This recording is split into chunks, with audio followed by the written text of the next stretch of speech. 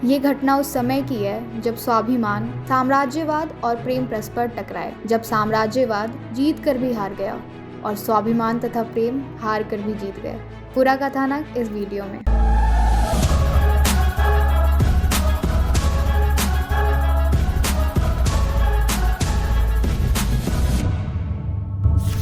Welcome to धर्माचैरियट। Rajasthan राज्य के दक्षिण पश्चिम में गुजरात की सीमा से लगता हुआ एक जिला है जालौर। आक्रांता अलाउद्दीन खिलजी के समय जालौर पर चौहान क्षत्रियों की सोनगरा शाखा का शासन था। प्रतापी शासक कान्हर देव की प्रशस्ति पूरे प्रदेश में फैली थी। सुल्तान अलाउद्दीन खिलजी ने गुजरात के सोमनाथ मंदिर को लूटने की योजना बनाई, जिसका रास्ता जालौर से होकर जाता था। तो अलाउद्दीन ने कान्हर देव सोनगरा से उसकी शाही सेना को जालौर से गुजारने की अनुमति मांगी, जिसे कान्हर देव ने सिरे से नकार दिया। और तो और जब अलाउद्दीन की सेना दूसरे रास्ते से होते हुए गुजरात के सोमनाथ मंदिर को लूटती हुई वापस लौट रही थी, तो देवरावीरों ने सुल्तान की सेना पर हमला कर उसे हतप्रभ कर दिया तथा सोमनाथ से लूट कर लाए गए शिवलिंग को भी मुसलमान सेना से मुक्त कराया और जालौर में उसकी स्थापना की। अलाउद्दीन इस बात से क्रोधित हुआ और समय अंतराल पर जालौर पर आक्रमण के लिए 2 बार सेना भेजी, परंतु जालौर, जिसके लिए एक दोहा प्रसिद्ध है, आप फटे धर उल्टे कटे बख्तरा कोर, टूटे सिर धर तड़ फड़े जद छूटे जालौर, खिलजी सेना के 3 आक्रमणों के बाद अडिग खड़ा रहा। इसी बीच अलाउद्दीन की बेटी फिरोजा ने जालौर के युवराज और कान्हर देव के प्रतापी पुत्र वीरम देव को देखा और उस पर मोहित हो गई। फिरोजा का वीरम देव के लिए प्रेम इतना था कि वो हर हाल में वीरम देव को पाना चाहती थी। जब अलाउद्दीन को इस विषय का पता लगा तो उसने अपनी पुत्री के विवाह का प्रस्ताव जालौर भेजा। सनातन संस्कृति एवं क्षत्रिय संस्कारों के धनी वीरम देव को जब इस विवाह प्रस्ताव का ज्ञात हुआ तो उन्होंने कहा, मामा लाजे भाटिया कुल लाजे चौहान, मुंह पड़नुला तुर्किनी तो अवलो उगे भाड़। अर्थात इससे मेरा चौहान कुल तो लज्जा का पात्र होगा ही, साथ ही साथ मेरे मामा भाटी राजपूतों का कुल भी लज्जित होगा। मैं इस तुर्क स्त्री से विवाह कर लूंगा तो सूरज भी पश्चिम से उगने लगेगा। अलाउद्दीन विवाह प्रस्ताव के ठुकराए जाने से बहुत क्रोधित हुआ। साथ ही साथ उसकी बेटी फिरोजा की वीरम देव को पाने की जिद थी। अलाउद्दीन ने जालौर पर पुनः आक्रमण कर दिया।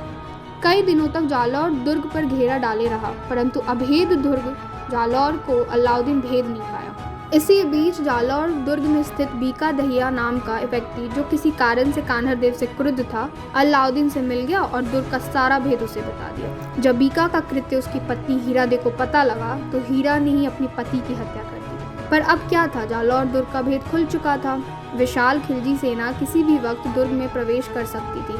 हार पुनः निश्चित हो चुकी थी, लेकिन जालौर के वीर वीरांगनाओं ने आत्मसमर्पण के बजाय वीर गति का मार्ग चुना। जगह जगह जौहर कुंड सजाए गए, जिसमें जालौर की छतरानियों के साथ हर जाति बिरादरी की महिलाएं अपने सतीत्व की रक्षा के लिए अग्नि स्नान को तैयार होती। कान्हर देव अपने पुत्र वीरम देव को राजगद्दी सौंप राजपूत वीरों के साथ केसरिया वस्त्र पहने युद्ध के लिए निकल गए। गढ़ के दरवाजे खोल दिए गए। दोनों सेनाओं में भयंकर युद्ध हुआ। सैन्य बल में भारी अंतर होने के कारण हार तो पहले से ही निश्चित थी, लेकिन राजपूत वीर तो रण चंडी को रक्त स्नान करवाने मैदान में उतरे थे और अपने से कई गुना शत्रुओं को मौत के घाट उतारते हुए वीर गति को प्राप्त हुए।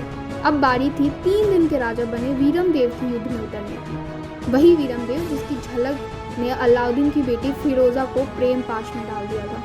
वीरम देव भी वीरता से लड़ते हुए युद्ध क्षेत्र में मारे गए। उनका शीश कटकर अलग गिर गया। जब वहां स्थित फिरोजा की दासी ने यह घटनाक्रम देखा तो वो वीरम देव के सिर को लेकर दिल्ली की ओर निकल गई। वीरम देव का कटा सिर थाली में फूलों से सजाकर फिरोजा के सामने पेश किया गया।